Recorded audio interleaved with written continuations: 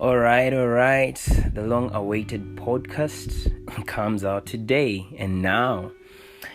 Yes, and before we dive into what we want to share today, or what I want to share today, because when I say we, it means even you who is listening. I'm sure you'd want to learn something. Yeah, just a brief introduction about who I am and what I do and my passion. Yes, my name is Maurice Rubangakene. Rubangakene means God alone. And I'm so honored to be able to serve the youth, both in church and outside church. But the biggest has been always in church. And over the years, I've learned what it means to love the youth, to care for them. Yes, so I've served with the youth ministry for about 8 years. And it's such an amazing opportunity and experience for me, I could say. I was able to grow mentally. I was able to grow in my parenting skills. I've been able to grow in ways of learning how youth or teenagers behave. And I want to do the same and be a blessing to the ones who are out there who are going to be listening to this podcast. Yeah, so that's a brief introduction about me. And currently I'm still doing youth work. Yes, and I'm so honored to find that purpose and call to be a world changer in such a hard season or time, or even the world we live in today.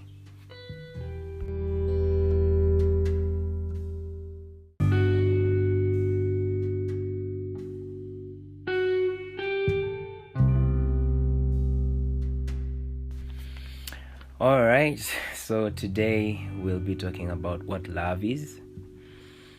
And I want to share with you a true story by someone who was seeking love. And this is what they said. And this is that personal story. During high school, I dated a lot of guys, and I was hurt a lot. I was a very vulnerable girl because I wanted someone to love me. I wanted someone to truly care about me. The problem was finding the right person to love and to have them appreciate and enjoy my love. When I got into college, I had no intentions of getting married or falling in love. I felt like I'm going to have a good time. I'm going to experience a lot, and I'm not going to get myself tied down to any one person or any one thing. In other words, I'm starting on a clean slate. It's just going to be a good, wholesome relationship, fun, and finding out what being in college is all about. I was doing well until I met Joe. I don't believe that there is any such thing as love at first sight. But at that time, I was a romantic teenager. And when I saw him for the first time, I thought he was super. He had a dynamite personality, a lot of charm.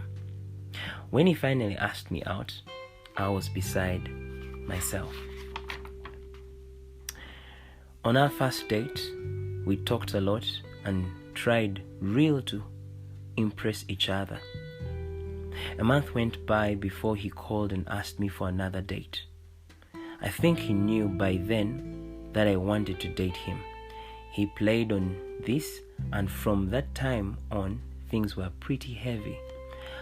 Our relationship really didn't start off on the right foot because we were trying to impress each other. I didn't want him to go out with anybody else but me. I don't think at that point I neglected any of my standards or morals, but I did do things to impress him, to encourage a relationship with him. We dated and had some pretty serious talks. We had some pretty bad fights too. He picked on me and teased me a lot. I tried to cover up my hurt feelings when he would do this. I tried to laugh along with it, but I did get hurt. Often at parties, he would just walk off and leave me. He didn't give me any special attention, and that hurt me. At that point, I realized that it was mostly one-sided relationship. So I started working real hard to make him feel the same way I felt. This is what got me into trouble. I worked too hard at it. I started to do things that I knew he wanted, anything that would please him. This included some heavy sexual things. I thought, if I don't, he's going to go somewhere else, and I don't want to lose him. Time went on, and we ended up going to bed together, doing things that I knew were not right, but I sacrificed my morals to keep him. This is the biggest mistake, not the best, the biggest mistake a young girl can make. She thinks if she keeps doing what a guy wants to do, he's going to be crazy about her. But it's not true. It's not true. I know Joe lost respect for me. I lost so much respect for myself. That was awful. Because of my Christian background, I died 100 times in my own guilt. But I could not bring myself to say, "Forgive me, Lord," because I knew in the back of my mind, I was going to do it again. I was going to do anything I had to keep him. At this point, if I can say anything to young girls, it is this. When you get into dating games, be very careful. Make good choices. And don't be led by your feelings, because feelings are temporal. And she goes ahead and says this. The biggest mistake on my part was this thought she had. You cannot change a person.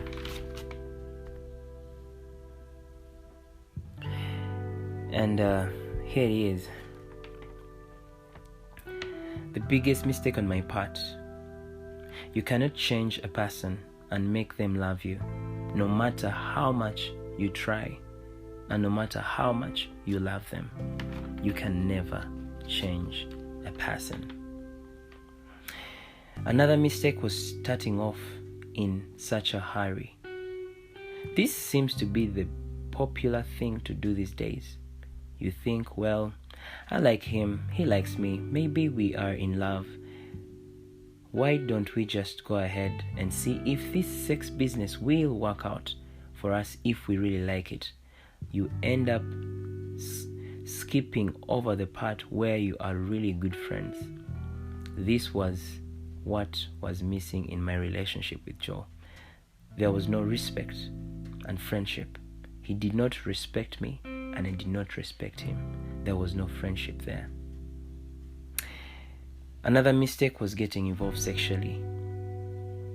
When I had no business doing it, I was not married. I was not old enough or mature enough to face the consequences of sexual relationship. Just because you have all the necessary parts to have sexual relationship with someone does not mean that you are ready to get into it. It's not just a physical act. It involves all your emotions. You can truly mess up your emotions by getting involved when you are not ready. It's something that should be held sacred for marriage.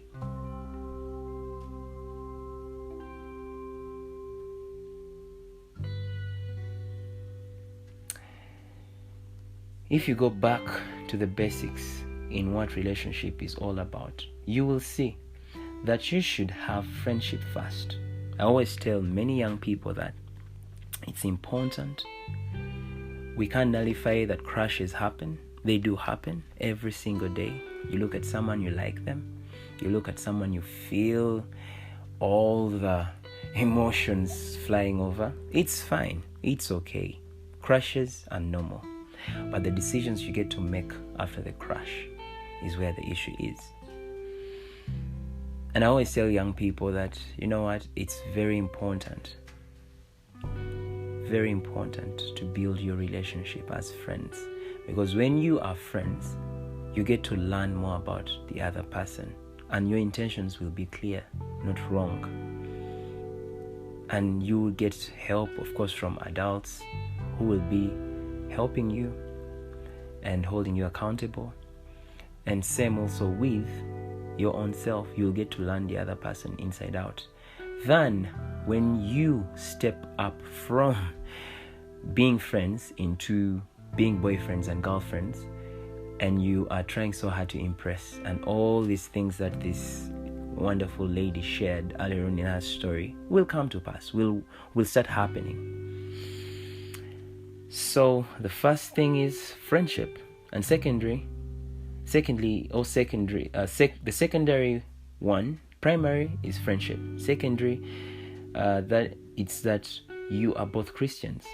So out of that can grow respect and love, and God helps maintain that love. From there you can get to dating. That's in the future, after everything is okay, when you are ready. I don't want you to be that like this girl, because at the end of her story she said, I learned all of this too late.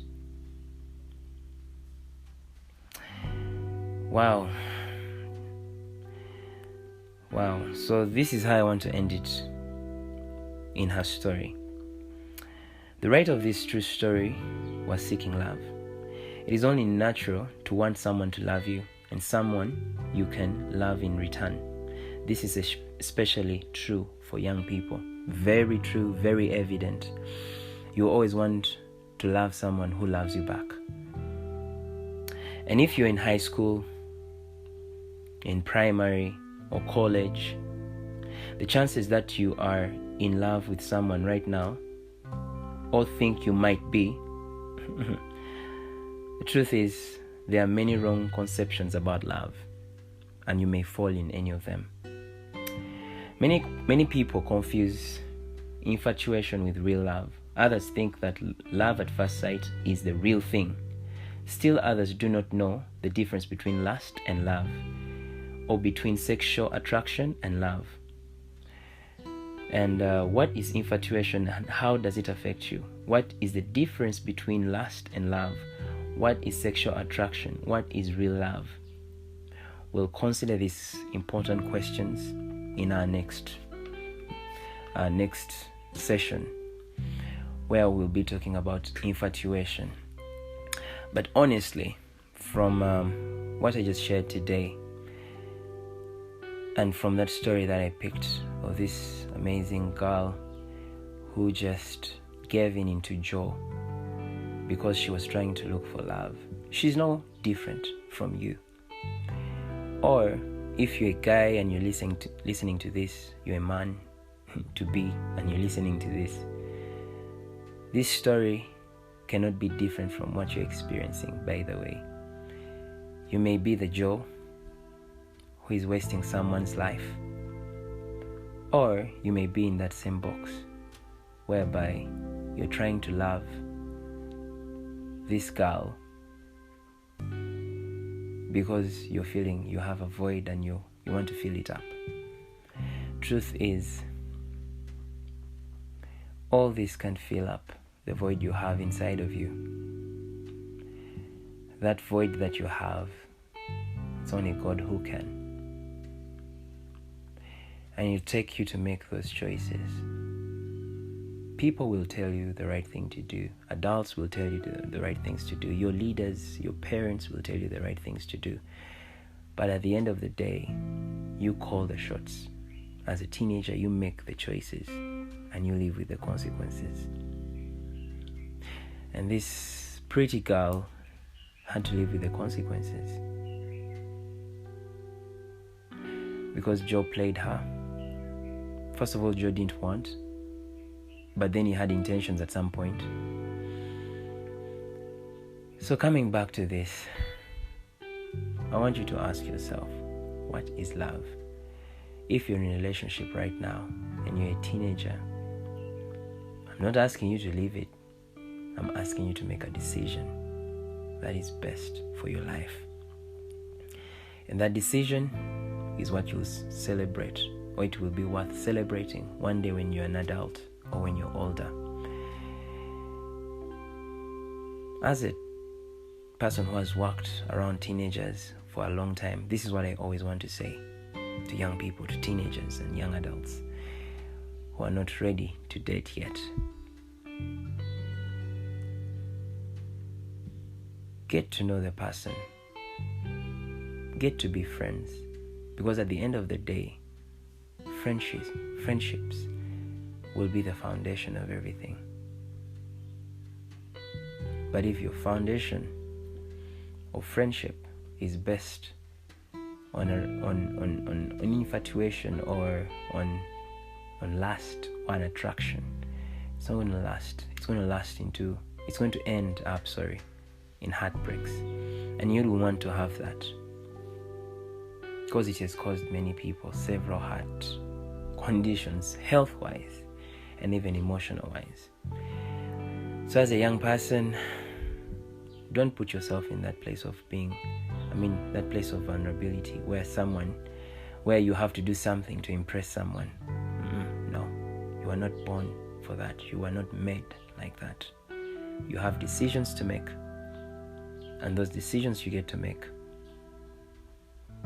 will be carried forward into your next life. So, in case you have any question as a young person, please feel free to inbox me, or you can email me. And I think the best is you could inbox me on my WhatsApp, and this is my number. And my number is +256 774 684 689. Yes. So thank you so much for listening, and I'm so honored that you are able to play this podcast and learn something for yourself and for your friends.